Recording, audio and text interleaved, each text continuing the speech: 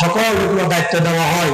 এই জুমার যে মিম্বরটা, এটা আমার উপরে আমানত, এরপরে সমাজ আমার উপরে আমানত, আমার রাষ্ট্র আমার কাছে আমানত। তাহলে আমার সকল কিছু করতে হবে কোরআন হাদিস অনুযায়ী। কোরআন হাদিসের বাহিরে আমাকে যাওয়া যাবে না। কারণ আল্লাহ পাক রব্বুল আলামিন বলেন, তারাই এইসব লোক যাদেরকে পৃথিবীতে আমি কি দিই ক্ষমতা, তারা নামাজ কায়েম করবে, তারা যাকাত আদায় করবে, ভালো মন্দ আদেশ করবে এবং অসৎ কাজে কি করবে, নিষেধ করবে। তাহলে ভালো কাজ আমাদের ভিতরে কি এখন আছে? নাই। অনেকে এদের পক্ষ নিয়ে কথা বলেন। আজকে আমাদের ভিতরে দেখা যাইতেছে আমাদের বাংলাদেশে বর্তমান যে পরিস্থিতি, আমরা সবাই নেট জগতে দেখতেছি, নারী সংস্থান নিয়ে একটা আলোচনা চলতেছে না, তুমিও ঝগড়া চলতেছে। এই যে এখানে একটা মেসেজ আসছে হেফাজতে ইসলাম বাংলাদেশের পক্ষ থেকে, বাঁচাও ইমান বাঁচাও দেশ, বাঁচাও ইমান বাঁচাও দেশ। তাহলে কত না আমার ইমান বাঁচাইতে হবে, এরপরে আমার দেশ বাঁচাবো। আমার যখন ইমানটা ঠিক করে পারবো, আমার ইমানটা ঠিক করতে পারলেই তখন আমি আমার দেশ বাঁচাইতে পারবো। কথা বলে ঠিক কিনা? তাহলে আমাদেরকে নারী সংস্কার এটা কি, আমাদের বর্তমান যে সরকার আছে, বড় আমাদের প্রধান উপদেষ্টা নাম কি, ডক্টর মোহাম্মদ ইউনূস সাহেব। আমরা সবাই আজকে জুমার ভিতরে বাংলাদেশের ভিতরে 4 লক্ষেরও বেশি জুমার মসজিদ আছে। এই সকল মসজিদ থেকে আজকের এই মিম্বরে সকল খতিবের পক্ষ থেকে মেসেজ যে আমাদের সবাইকে ইসলাম বিরোধী কোনো কাজ করা যাবে না। যদি ইসলাম বিরোধী কোনো কাজ আসে আমাদের সবার উপরে জিহাদ করা কি ফরজ হয়ে যাবে, কি ফরজ। এখন মনে করেন এই যে এখানে যে জিনিসটা দিচ্ছে গত 19 এপ্রিল ডক্টর মোহাম্মদ ইউনূস সাহেবের কাছে, যে নারী সংস্কার কমিশন আপনার কি বলেন একটা আবদার করেছেন, একটা ওনারা কি সুপারিশ করেছেন। সুপারিশের ভিতরে কয়েকটা বিষয় আছে। এখানে আপনার বিষয় হচ্ছে যে 433 পৃষ্ঠা, 433টি সুপারিশ। 400 কতটি জোরে বলতে হবে, 433টি সুপারিশ 318 পৃষ্ঠা। কত? 318 পৃষ্ঠা। এই মোট 17টি অধ্যায়। কতটি? 17টি অধ্যায়। এই অধ্যায়গুলো ডক্টর ইউনূস সাহেবের কাছে তারা কি করছেন, সুপারিশ করছেন যে আমাদেরকে আমাদের এগুলো করতে হবে। তারা আবদার জানাইছেন আমাদের সরকারকে।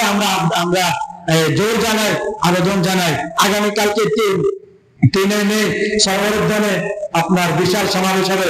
সকল ইসলামিক দল যারা আছেন, ইসলামিক দলীয় যারা আছেন, আলেম ওলামাদের ডাক, সবাই কালকে ওইখানে যাবে, যাদের সম্ভব তারা যাবেন। কারণ ওই যে একটা কথা আছে, বাঁচাও ইমান বাঁচাও দেশ।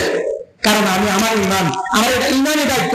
যখন ইসলামের সাথে সংঘর্ষ হয়ে যাবে, কোরআনের সাথে সংঘর্ষ হয়ে যাবে, ইসলামের বিরুদ্ধে যখন সংঘর্ষ হয়ে যাবে, হাদিসের বিরুদ্ধে যখন সংঘর্ষ হয়ে যাবে, তখন আর আমাদের আর আপনার বসে থাকার কোনো সুযোগ নাই।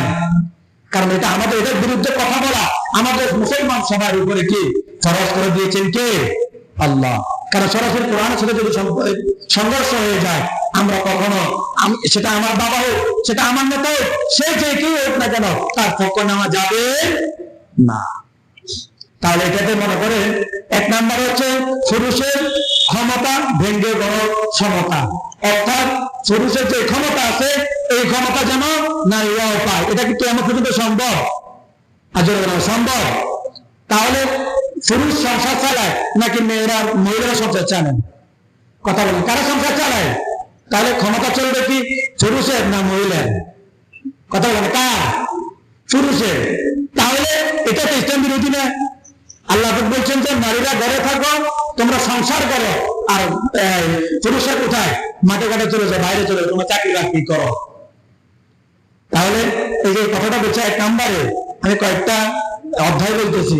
তাহলে এই যে কথাটা বললো সমান ক্ষমতা, এটা কি কিয়ামত পর্যন্ত সম্ভব? আপনি কি চাইবেন আপনার স্ত্রী আপনার উপরে কথা বলো? আপনি কি চাইবেন আপনার স্ত্রী আপনার অনুমতি ছাড়া যে কোনো কাজ করুক? এটা কি আপনি চাইবেন? কখনোই চাইবেন না। তাহলে সরাসরি ইসলামের সাথে কি সংঘর্ষ। এরপরে আসেন এটা কত বড়, এটা নাফরমানি হতে পারে। দেখেন 2 নম্বর হচ্ছে যৌনকর্মী নারী যারা আছেন তাদেরকে শ্রমিকের সামাজিক মর্যাদা পালন করা। নাউজুবিল্লাহ, জোরে বলেন, নাউজুবিল্লাহ বলেন, আরো জোরে বলেন। যারা যৌনকর্মীটা করে, যারা ব্যভিচার করতেছে, যারা একটি বলে যে অপকর্ম করতেছে যে এদেরকে শ্রমিকের অধিকার দেওয়া, এটা ইসলামের তো সংঘর্ষ না? তাহলে তার ইসলাম আর বিয়েটা জায়গা হারাম করতো না, হ্যাঁ যায় না যায় এগুলো তো করতো না, করতো? তাহলে বিয়েকে হালাল করেছেন কে? আল্লাহ। আর জেনাকে হারাম করেছেন কে? আল্লাহ। তাহলে আমরা সবাই আল্লাহ তাদের হুকুম হচ্ছে যে জেনা হারাম, জেনা কি হারাম। আর এখানে তারা বলতেছে যে কি যৌনকর্মী যারা আছে এদেরকে শ্রমিকের অধিকার দিতে হবে। নাউজুবিল্লাহ। এটাকে আমরা চাইবো না, এটার বিরোধিতা করবো, বিরোধিতা করতে হবে আমাদের, এটা আমাদের উপর ফরজ, ইসলাম বিরোধী এটা। দেখেন সরব এই তো না না এই তো বলতেছি। তাহলে আমাদের এই জিনিসটা যেন না হয়, এটা প্রথম নাম্বার হচ্ছে আমি আমার ফ্যামিলি যখন ঠিক করে ফেলবো। এখন মানুষ বলে যে আমার ফ্যামিলি ভালো লাগে না। আপনি আপনার ফ্যামিলির দিকে আপনি ওই যে বাসাও ইমান বাসার দেশ, প্রথমত আমার ইমান ঠিক করতে হবে। আমার ইমান ঠিক করতে না পারে আমি দেশ বাঁচাতে পারবো না। তাহলে এই যে এটা আছেন, এরপরে আছেন এই 3 নাম্বার হচ্ছে নারী পুরুষ সমান অধিকার বাস্তবায়ন করতে হবে। অর্থাৎ আপনার যে সামাজিক ভাবে যে কোনো কাজকর্ম নারীর মন ছেড়ে সে বাইরে চলে যাবে, রাস্তাঘাটে চলে যাবে, সকল কিছু করবে, সেটাকে আপনি দিবেন? আপনি স্বামী হিসেবে দিবেন, বাবা হিসেবে দিবেন? কখনোই সম্ভব না। সমান অধিকার তো আল্লাহ দিবে নাই, তাহলে বান্দা কিভাবে দিবে? তার উপদেষ্টার কাছে তারা যে সুপারিশ করছে এটা তো মানার মতো না। তাহলে এটা আমাদের ইসলামের সরাসরি কি সংঘর্ষ। এরপরে আসেন 4 নাম্বার হচ্ছে ইসলামের উত্তরদারি করে আইন পুরুষের যে মধ্যে বৈষম্যতা সৃষ্টি করেছে। ইসলাম এই যে জিনিসগুলো করছেন, ইসলাম নাকি নারীদের সাথে নাকি বৈষম্য করছে। নাউজুবিল্লাহ। আল্লাহ কি বুঝে না কোনটা করার দরকার, কোনটা হালাল করতে হবে, কোনটা হারাম করতে হবে? এটা আল্লাহ কি জানে না? যেটা বলতে জানে না, ভালোই জানেন। তাহলে তারা মেসেজটা কি লিখলো? তারা আল্লাহ পাক নাকি ইসলাম কোরআন নাকি এই নারীদের উপরে কি অত্যাচার করতেছে। নাউজুবিল্লাহ। তাহলে আমাদেরকে জিনিসটা খেয়াল করতে হবে। এরপরে আসে 5 নাম্বার হচ্ছে যে স্ত্রী স্বামীর বিরুদ্ধে ধর্ষণ মামলা করতে পারবে। নাউজুবিল্লাহ। আশ্চর্য না এটা? অর্থাৎ আপনার স্বামী স্ত্রী হালাল করে দিয়েছেন কে? যখন মন চাইবে আপনি তাকে বউ করার জন্য হালাল করে দিয়েছেন, এই জন্যই তো বিয়ে। বাকি অসুস্থতা সেটা হচ্ছে পরের বিষয়, সেটা কোরআন নিষেধ করছেন, আল্লাহ পাকের পক্ষ থেকে নিষেধ। বাকি এমনিতে মানে মহিলা যদি মন চায় সে আপনার সাথে মেলামেশা করবে, না হলে করতে পারবে না। সে যদি করতে যায় এটা নাকি দর্শন হবে। নাউজুবিল্লাহ। দর্শন হবে এটা। তাহলে কোরআনের বিরুদ্ধে না এটা? 100% না কত পার্সেন্ট? 100%। মানে তার মন চাইলে সে কি করবে? আপনাকে ভোগ করতে দিবে না, সে দিবে না। সরাসরি কোরআনের সাথে সংঘর্ষ। সমান অধিকার, আফসোস। তাহলে কালকে যে বড় সমাবেশ, যাদের সম্ভব আমরা ওইখানে যাবো ইনশাআল্লাহ। যাদের আমরা ওখানে যেতেও না পারি, আমরা অন্তত মুখ দিয়ে বলবো, আমরা লেখালেখি করবো, আমরা অন্তত সবাইকে বলবো ভাই ইসলামের দিকে আসেন, বাঁচাইতে হবে আমাদের কি ইমান। কারণ না হলে তো আমরা সবাই জাহান্নামী হয়ে যাবো। আমাদের ইমান নষ্ট হয়ে যাবে। আমাদের ইমানকে মজবুত করতে হবে।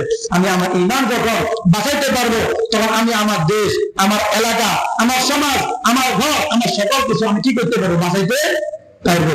আগে আমি আমার ইমানকে বাঁচাইতে হবে।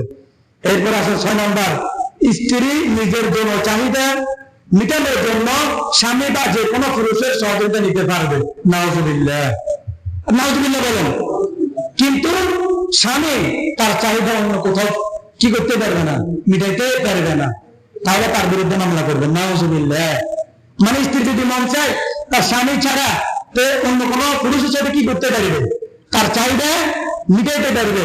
কিন্তু একটা পুরুষ অন্য জায়গায় তার চাহিদা মিটাইতে পারবে না। এটা সরাসরি কোরআনের সাথে সংঘর্ষ না? ইসলাম কি বলছে যে আমার স্ত্রীকে আমি অন্য পুরুষের সাথে মিলামিশা করতে দিব? কথা বলে না। 140 দ্বারা শুরু হয়ে যাবে, শুধুমাত্র তার সাথে কথা বলতে দেখি। কত দ্বারা? 144 দ্বারা, এর কম না। এরকম হবে। তার মানে আপনি মিলামিশা করতে দিবেন। এই যে আমরা যে এখানে বললো, এটা সরাসরি ইসলামের সাথে সংঘর্ষ না? সংঘর্ষ করে। তাহলে আমাদেরকে এই জিনিসগুলোকে ফলো করতে হবে। আমরা সবাই দুনিয়াতে চলতেছি, কিন্তু ইসলামের দুনিয়াতে কি হইতেছে আমাদেরকে এই জিনিসগুলো ফলো করতে হবে। তাহলে 6 নম্বরে গেল কি, তাহলে যে স্ত্রী তার জন্য চাহিদা মিটাতে পারবে অন্য পুরুষের কাছে, কিন্তু স্বামী পারবে না, নাউজুবিল্লাহ। এখন তার বিরুদ্ধে কি করতে পারবে? মামলা করতে পারবে, নাউজুবিল্লাহ। এই সুপারিশগুলো আমি যতগুলো বলতেছি, একটাও কি ইসলামের সাথে সম্পর্ক না, সাংঘর্ষিক। সম্পর্ক এক জিনিস, সাংঘর্ষিক আরেকটা জিনিস। সাংঘর্ষিক হচ্ছে মানে আপনার বিরোধিতা একজনের। তার মানে এই জিনিসগুলো পয়েন্টগুলো বলতেছি যে এগুলো কি কোরআন হাদিসের বিরোধিতা না পক্ষে?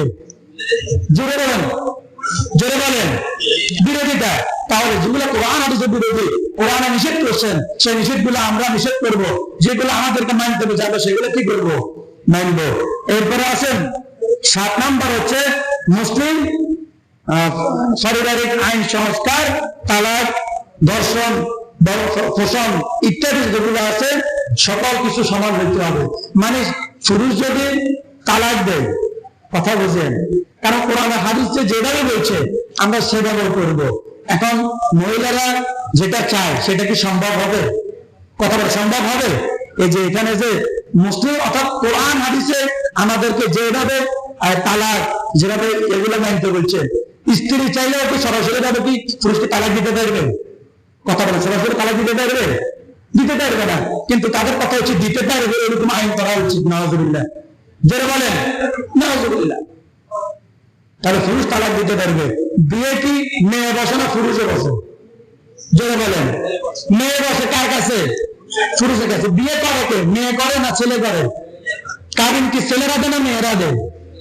তাহলে ক্ষমতা কি ছেলেদের চলবে, পুরুষদের চলবে, নাকি মেয়েদের চলবে? পুরুষের চলবে। কিন্তু আবার তাদের ক্ষমতা দেয় ইসলাম, তাদেরকে যে ক্ষমতা দিছে তাদেরকে অধিকার দিতে হবে আমাদেরকে, অবশ্যই। কিন্তু যেগুলো ইসলাম সাংঘর্ষিক সেগুলো করা যাবে না। এরপরে আসেন আপনার 8 নাম্বার হচ্ছে যে শরীর আমার, সিদ্ধান্ত আমার। নাউজুবিল্লাহ, মানে আমার শরীর, আমি যা চর্চা করবো সেটা আমার সিদ্ধান্ত। নাউজুবিল্লাহ বলেন। মানে মহিলার যা চর্চা করার ইচ্ছা সে করবে। এগুলো ইসলামের সাথে সংঘর্ষ না? এগুলো ইসলামের সাথে কি সংঘর্ষ না? সংঘর্ষ। আপনি কি চাইবেন আপনার স্ত্রীকে, আপনার মেয়েকে আপনি বিউটি পার্লারে আপনি অন্য একটা পুরুষের কাছে বিয়ে দিতে পারবেন? কেউ দিবে? দিবে না। তাহলে আমার শরীর আমার সিদ্ধান্ত, এটা কোনো কথা হইলো? ইসলাম বিরোধী না এটা? কারণ যেখানে আল্লাহ পাক বলছেন যে নারীদের মাথা থেকে মানুষের পায়ে তালু পর্যন্ত মহিলাদের এটা কি ঢাকা কি ফরজ, এটা কি ফরজ করে দিয়েছেন। এখন আপনি যদি পার্লারে যান, আমার শরীর, এই যে লিখে দিয়েছে আমার শরীর আমার চাহিদা আমার সিদ্ধান্ত, তাহলে সরাসরি ইসলাম বিরোধী না এটা? ইসলাম বিরোধী 100%। এগুলা করা যাবে না। কারণ আপনি যদি বাজারের বাইরে চলে যান, আপনার তো শরীর নিরাপদ না হবে, কথা বলেন। তাহলে এই জিনিসগুলো যেন না হয়। তাহলে এই যে নাউজুবিল্লাহ, প্রত্যেকটা বিষয়ের উপরে আপনার এই নাউজুবিল্লাহ লেখা আছে। তাহলে আমাদেরকে যে ন্যূনতম যার ঈমান আছে, ন্যূনতম যার ঈমান আছে, তার এইগুলোর বিপরীতে এগুলোর বিরুদ্ধে কথা বলা তার উপরে ঈমানের দায়িত্ব ফরজ। ইসলামিক হয় না, মানে এটা নেই। এটা সুপারিশ করছে নারী সংস্কার কিছু একগুলো আছে না, নাস্তিক মার্কা নারীবাদী যেগুলো আছে না, এরা করছে আর কি, সুপারিশ করছে কতটা? আপনার 433 সুপারিশ করছে, এবং কি 318 পৃষ্ঠা একটা বিষয় আর কি, অর্থাৎ একটা বিস্তার মতো, যেটাকে বাংলা ভাষা বলে আর কি আমরা। এতগুলা কাগজ 360টা পৃষ্ঠা, এরকম পৃষ্ঠার ভিতরে 433টা সুপারিশ করছেন। এর ভিতরে একবার ইসলামের সাথে সরাসরি যেগুলো সাংঘর্ষিক, একবারে সরাসরি এগুলো বিষয়গুলো এখানে উল্লেখ করা হয়েছে। তাহলে আমরা কি ইসলাম বিরোধী করব না ইসলামের পক্ষে যাব? যারা বলেন ইসলামের পক্ষে যাব।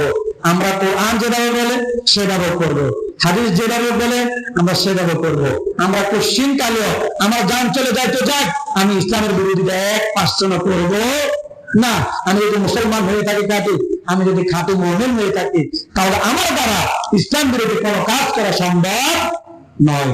তাহলে আমাদের মুসলমানের দায়িত্ব হচ্ছে বাঁচাও ইমান, বাঁচাও দেশ, আমার সোনার বাংলাদেশ। মাথা কথা ইনশাআল্লাহ। তাহলে ইসলামের সাথে যে সাংঘর্ষিক বিষয়গুলো আছে আমরা এই বিষয়গুলো খেয়াল করবো। এবং কারণ কি, এটা আবার এখানে শেষ নয়। এবং ইসলাম আমাদের মেয়েদেরকে, আমাদের স্ত্রীদেরকে যে হক আদায় করতে বলছেন, আমরা সেই হক আদায় করতে হবে। অর্থাৎ ইসলাম যেটা করতে বলছে সেটা করব, ইসলাম যেটা নিষেধ করছে আমরা সেটা কি করে দিব, ছেড়ে দিব ইনশাআল্লাহ। আল্লাহ পাক রব্বুল আলামিন আমাদের সবাইকে এই যে কথাগুলো বললাম, এই কথাগুলোর উপর আমল করার তৌফিক দান করুন। আমিন।